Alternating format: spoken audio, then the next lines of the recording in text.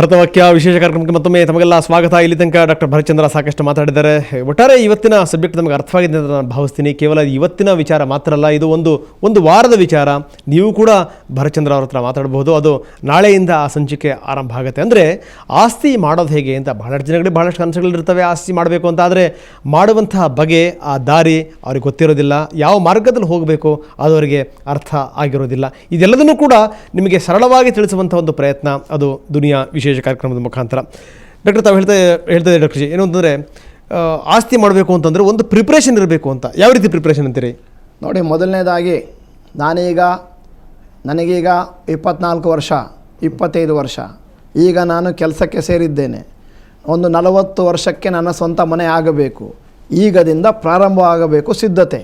ಏನು ಮಾಡಬೇಕು ಅಂತಂದರೆ, ಒಂದು ತಿಂಗಳಿಗೆ ನಾನು ಬಾಡಿಗೆ ಮನೇಲಿದ್ದೇನೆ, ಒಂದು 3,000 ರೂಪಾಯಿ ಕೊಡ್ತಾಯಿದ್ದೀನಿ ಬಾಡಿಗೆ ಅಂತ ಇಟ್ಕೊಳ್ಳಿ. 24 ವರ್ಷದವನು 3,000 4,000 ಕೊಡ್ತಾನೆ.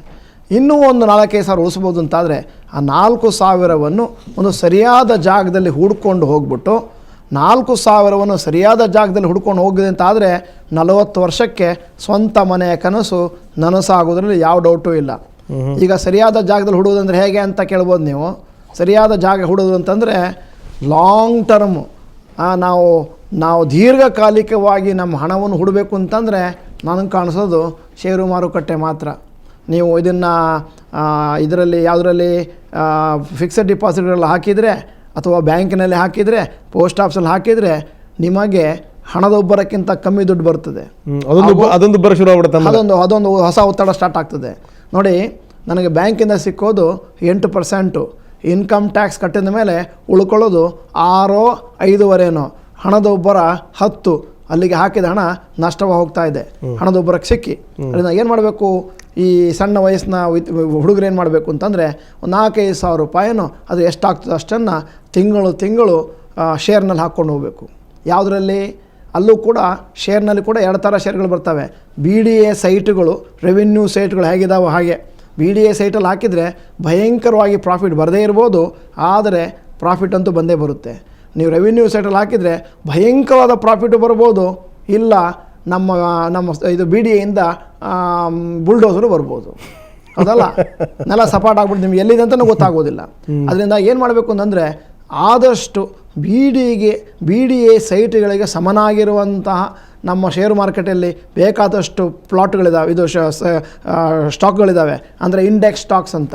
ನಿಮಗೆ ಪ್ರಾಫಿಟ್ ಜಾಸ್ತಿ ಬರದೇ ಇರ್ಬೋದು, ಆದರೆ ಅದ್ರಲ್ಲಿ ಹಾಕ್ಕೊಂಡು ಹೋದರೆ 40 ವರ್ಷಕ್ಕೆ ಬೇಕಾದಷ್ಟು ದುಡ್ಡನ್ನು ಉತ್ಪತ್ತಿ ಮಾಡ್ಕೋಬೋದು. ಸ್ವಂತ ಮನೆಯನ್ನು ಕೊಂಡ್ಕೋಬೋದು, ಇಲ್ಲ ಸ್ವಂತ ಪ್ಲಾಟನ್ನು ಕೊಂಡ್ಕೋಬೋದು. ಅಲ್ಲ, ಈ ಡಾಕ್ಟರ್ ಜಿ, ಈ ಸೇರು ಸವಾ ಸೇರು ಯಾರಿಗೆ ಅರ್ಥ ಆಗುತ್ತೆ ಹೇಳಿ? ಜನಸಾಮಾನ್ಯರಿಗೆ ಅರ್ಥವಾಗೋದಿಲ್ಲ. ತಮಗೆ ಗೊತ್ತಿರುವಂಥ ಸಂಗತಿ, ಹಬ್ಬಬ್ಬ ಅಂದರೆ ಭಾರತದಲ್ಲಿ 1% 2% ಈ ಶೇರು ಬಗ್ಗೆ ಜ್ಞಾನ ಇರ್ಬೋದು. 4% 4 ಆಗಿದೆ ಈಗ. ಹೌದು. ಓಕೆ, ಈ 4% ಜನಗಳಿಗೆ ಅರ್ಥವಾಗಿರುವಂಥದ್ದು ಇನ್ನು ಉಳಿದಂಥ 96% ಜನಗಳಿಗೆ ಅರ್ಥವಾಗಬೇಕು ಅಂದರೆ ಹೇಗದು ಅಂತ ನೋಡಿ.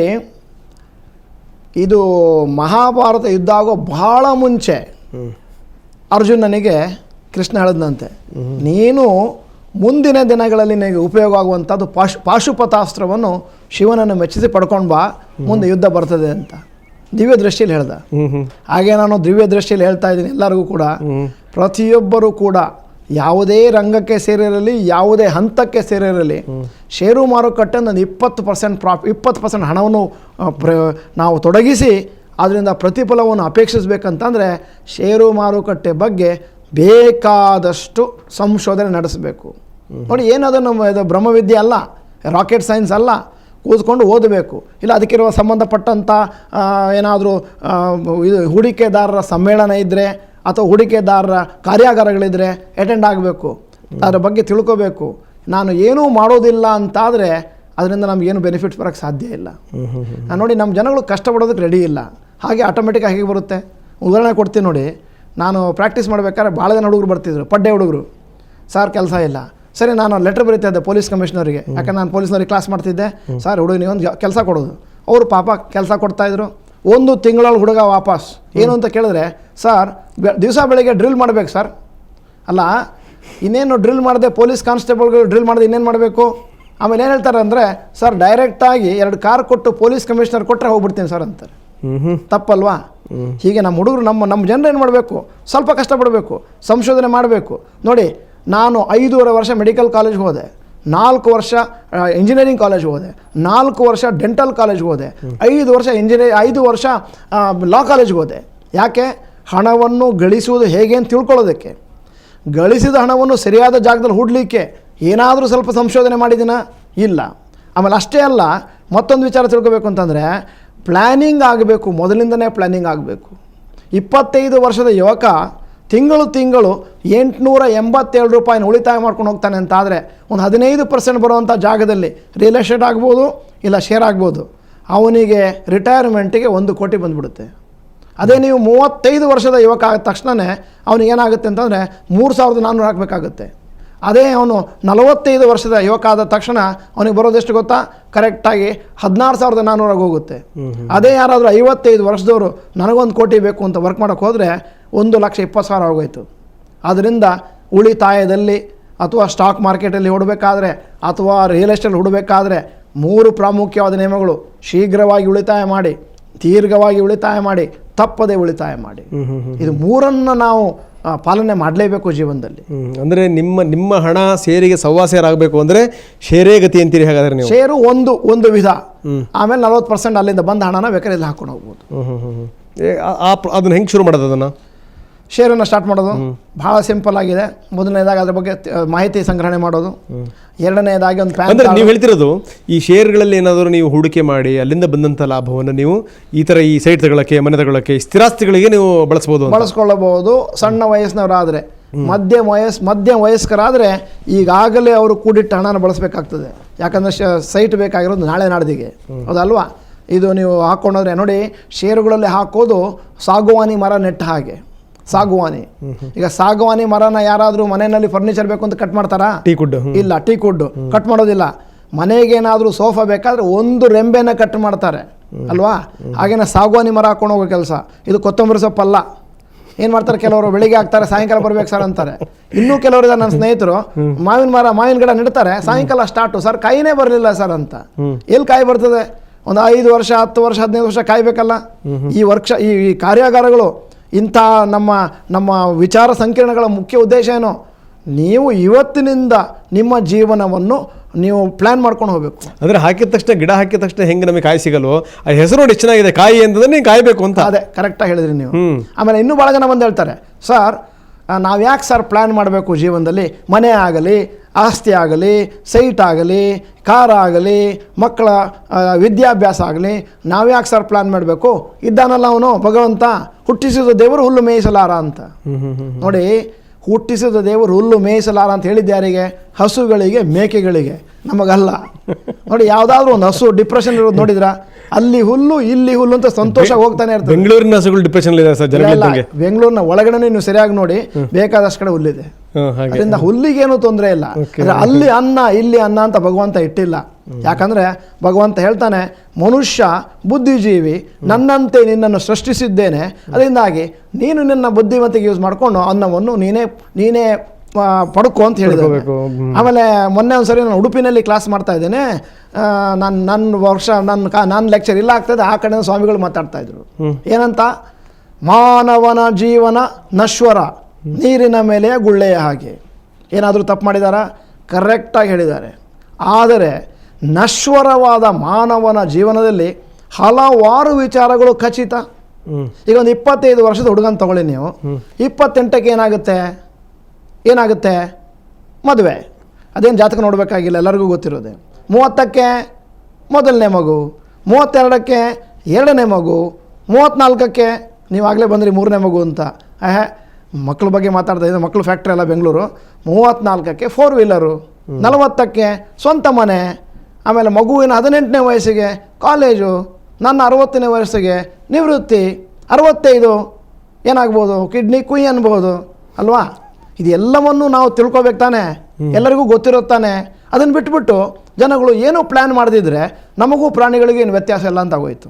ಅದರಿಂದಾಗಿ ನೋಡಿ, 40ನೇ ವಯಸ್ಸಿಗಾದರೂ ಒಂದು ಮನೆಯನ್ನು, ನನ್ನ ಸೂರನ್ನು ನಾನು ಕಂಡುಕೋಬೇಕು, ನನ್ನ ಕನಸಿನ ಮನೆಯನ್ನು ಸೃಷ್ಟಿ ಮಾಡ್ಕೊಳ್ಬೇಕು ಅನ್ನುವಂತಹ ಒಂದು ವ್ಯವಧಾನ, ಒಂದು ವ್ಯವಸ್ಥೆ ಇಲ್ಲ ಅಂತಾದರೆ ನಮ್ಮ ಮನೆ ಕನಸಾಗಿಯೇ ಉಳಿದೋಗ್ಬಿಡ್ತದೆ. ಅಂದರೆ ಅದಕ್ಕೇನಂದ್ರೆ ಆರಂಭದಿಂದ ಒಂದು ಪ್ರಿಪ್ರೇಷನ್ ಇರಬೇಕು. ಹಾಗಾದ್ರೆ ಆರಂಭದಿಂದ ಪ್ರಿಪ್ರೇಷನ್ ಇರಬೇಕು. ಈ ಪ್ಲ್ಯಾನಿಂಗು ಪ್ರತಿಯೊಬ್ಬ ಯುವಕನು ಇವತ್ತಿಂದನೇ ಪ್ರಾರಂಭ ಮಾಡಬೇಕು. 25 ವರ್ಷದವರು 30 ವರ್ಷದವ್ರು ಈ ಕಾರ್ಯಕ್ರಮ ಕೇಳ್ತಾ ಇದ್ದರೆ ಅಥವಾ ಕೇಳದೇ ಇದ್ದರೆ ಅವರು ಹಿರಿಯರು ಕರೆದು ಹೇಳಬೇಕು, ಈಗದಿಂದ ಪ್ರಾರಂಭ ಮಾಡೋಣ ನಿನ್ನ ವ್ಯವಸ್ಥೆ, ಈಗದಿಂದ ಪ್ರಾರಂಭ ಮಾಡಿ, ಎಲ್ಲರೂ ಮುಂದೆ ಅವಸ್ಥೆ ಆಗಿ ಹೋಗ್ತದೆ ಅಲ್ವಾ. ಈಗದಿಂದ ಪ್ರಾರಂಭ ಮಾಡಬೇಕು. ನನ್ನ ಉಳಿತಾಯ ಜೀವನದಲ್ಲಿ ಯಾವುದೂ ಸರ್ಪ್ರೈಸ್ ಆಗಿರಬಾರ್ದು, ಎಲ್ಲವೂ ಗೊತ್ತಿರೋದೆ. ಈ ಘಟನೆಗಳು ಎಲ್ಲರಿಗೂ ಗೊತ್ತಿರೋದು ಜೀವನದಲ್ಲಿ, ಹೊತ್ತಕ್ಕೆ ಮನೆ ಅಂತ ಅಲ್ವಾ. ಈಗ ಹಾಗಾದರೆ ತಾವು ಹೇಳೋ ಪ್ರಕಾರ 10,000 ರೂಪಾಯಿ ಸಂಬಳ ಇರುವಂಥ ಒಬ್ಬ ವ್ಯಕ್ತಿ ಹೇಗೆ ಹಣ ಉಳಿಸ್ತಾ ಹೋಗಬೇಕು? ಇದರಲ್ಲಿ ಎರಡು ಪ್ರಶ್ನೆಗಳು. ಮೊದಲು, ನನ್ನ ಸಂಬಳ 10,000 ಇರಬೇಕೇ? 10,000 ಇರಬೇಕೇ? ನಮ್ಮ ಮನೆಯಲ್ಲಿರುವ ಕಂಪ್ಯೂಟರನ್ನು ನಾನು ಆಗಾಗ ಅಪ್ಗ್ರೇಡ್ ಮಾಡ್ತಾ ಇದ್ದೇನೆ, ನನ್ನನ್ನು ನಾನು ಯಾಕೆ ಅಪ್ಗ್ರೇಡ್ ಮಾಡಿಕೊಂಡಿಲ್ಲ? ಆಯ್ತಲ್ಲ. ಈಗ ಯಾವುದೇ ಒಬ್ಬ ವ್ಯಕ್ತಿ ನಾನು ಯಾವುದೋ ಒಂದು ಕೆಲಸಕ್ಕೆ ಸೇರಿದಾಗ ಇದ್ದಂಥ ಕ್ವಾಲಿಫಿಕೇಷನ್ ಒಂದಿಗೆ ಮುಂದೆಯೂ ಇರ್ತೇನೆ ಅಂತಾದರೆ ನಮಗೆ ಭಾಳ ಕಷ್ಟ ಆಗೋಗ್ತದೆ. ಅದರಿಂದ ಏನು ಮಾಡಬೇಕು? ನಾನು ಈಗ ಉದಾಹರಣೆಗೆ ಎಲ್ಲೋ ಒಂದು ಕಡೆ ಕೆಲಸ ಮಾಡ್ತೇನೆ, ಆ ಆಫೀಸ್ನಲ್ಲೇ ನನಗಿಂತ ಜಾಸ್ತಿ ಸಂಬಳ ಇರುವವರು ಏನೇನು ಕ್ವಾಲಿಫಿಕೇಷನನ್ನು ಪಡ್ಕೊಂಡಿದ್ದಾರೆ ಅನ್ನುವಂಥದ್ದನ್ನು ತಿಳ್ಕೊಂಡು ಅದಕ್ಕೆ ಅಪ್ಗ್ರೇಡ್ ಮಾಡ್ಕೊಳ್ಳುವಂಥದ್ದು ಬುದ್ಧಿವಂತರ ಲಕ್ಷಣ. ಆವಾಗ ನಿಮ್ಮ 10,000 ರೂಪಾಯಿ ಇನ್ನು 10 ವರ್ಷ ಬಿಟ್ಟು 25,000 ಆಗಿರ್ಬೋದು. ಹಾಗೂ ಇನ್ನೊಂದು ಹೇಳ್ತೀನಿ ನಿಮಗೆ ಹೇಳ್ತೀನಿ, ನಿಮ್ಮ ಕ್ವಾಲಿಫಿಕೇಷನ್ ಮೇಲೆ ನಿಮ್ಮ ಸಂಬಳ ಹೋಗಲ್ಲ. ನಿಮ್ಮ ಆಫೀಸ್ನಲ್ಲಿರುವಂಥ ನಿಮ್ಮ ಮೇಲಿರುವಂಥ ಡಿಪೆಂಡಬಿಲಿಟಿ, ನಿಮ್ಮ ಸಮಯ ಪ್ರಜ್ಞೆ, ನಿಮ್ಮ ರೆಸ್ಪಾನ್ಸಿಬಿಲಿಟಿ, ಜವಾಬ್ದಾರಿತನ ಎಷ್ಟು ತೊಗೊಳ್ತೀರಿ ನೀವು. ನಾನು ಕೆಲವು ಸ್ಕೂಲ್ಗಳಲ್ಲಿ ನೋಡಿದ್ದೇನೆ, ಮೇಸ್ಟ್ರುಗಳನ್ನು ಕರೀರಿ, ಏನೇ ಕೆಲಸ ಕೊಟ್ಟರು ಮಾಡೋದಿಲ್ಲ ಅವರು. ಸರ್ ಇದು ಬೇಡ ಸರ್, ಅದು ಬೇಡ ಸರ್ ಅಂತ ಎಲ್ಲ ತಪ್ಸ್ಕೊಂಡು ಹೋಗ್ತಿರ್ತಾರೆ. ಹೆಡ್ ಮಾಸ್ಟ್ರು ಕೊಟ್ಟರೆ ಅಲ್ಲ, ಯಾರು ಮೇಸ್ಟ್ರುಗಳು ಜಾಸ್ತಿ ಜವಾಬ್ದಾರಿ ತಗೋತಾರೆ ಅವ್ರ ಮುಂದೆ ಹೆಡ್ ಮಾಸ್ಟರ್ ಆಗೋದು ಗ್ಯಾರಂಟಿ ತಾನೆ? ಮಾಡೋದೇ ಇಲ್ಲ. ಯಾಕಂದ್ರೆ ನಾನು ಯಾಕೆ ಎಕ್ಸ್ಟ್ರಾ ಕೆಲಸ ಮಾಡಲಿ ಅಂದರೆ ನೀವು ಹೇಳ್ತಿರೋದು ಹೆಡ್ಗೆ ತಗೊಳ್ಳಿಲ್ಲ ಅಂದರೆ ಇನ್ನೇನು ಹೆಡ್ ಮಾಸ್ಟರ್ ಆಗ್ತಾರೆ ಅಂತ. ಅದೇ, ಅದರಿಂದಾಗಿ ಭಾಳ ಕಷ್ಟ ಪ್ರತಿಯೊಬ್ಬರು. ಮೊದಲನೇದಾಗಿ 10,000 ಬಗ್ಗೆ ಮಾತಾಡಿದ್ರಿ. ಈಗ 10,000ದಲ್ಲೇ ಇರುವವರು ಏನು ಮಾಡ್ಬೋದು ಅಂತ ನಾನು ಯಾಕೆ ಈ ಮಾತನ್ನು ಆಡಿದೆ ಅಂದರೆ, ಈ ಸರ್ಕಾರಿ ಉದ್ಯೋಗಿಗಳನ್ನು ದೃಷ್ಟಿಯಲ್ಲಿ ಇಟ್ಕೊಂಡು ಮಾತಾಡಿದೆ ನಾನು. ಈಗ ಸರ್ಕಾರಿ ಉದ್ಯೋಗದಲ್ಲಿ ಕೂಡ ನೀವು ಬೇಕಾದಷ್ಟು ಬಡ್ತಿಗಳನ್ನು ಪಡಿಬೋದು ನಿಮ್ಮ ಕ್ವಾಲಿಫಿಕೇಷನ್ ಇಂಪ್ರೂವ್ ಮಾಡಿದಾಗ. ಆದರೆ ಮತ್ತೊಂದು ವಿಚಾರ ಹೇಳ್ತೀನಿ, ಜವಾನ ಆಗಲಿ ದಿವಾನ ಆಗಲಿ ವಿಧಾನಸೌಧದಲ್ಲಿ ಮುಂದಿನ ದಿನಗಳಲ್ಲಿ ಅವನಿಗೆ ಜಾಸ್ತಿ ಬೆನಿಫಿಟ್ ಆಗಬೇಕು ಅಂತಾದರೆ ಮುಖ್ಯವಾಗಿ ಏನು ಮಾಡಬೇಕು ಅಂದರೆ, ನಿಮ್ಮ ಉಳಿತಾಯದ ಹಣ ಎಲ್ಲಿದೆ?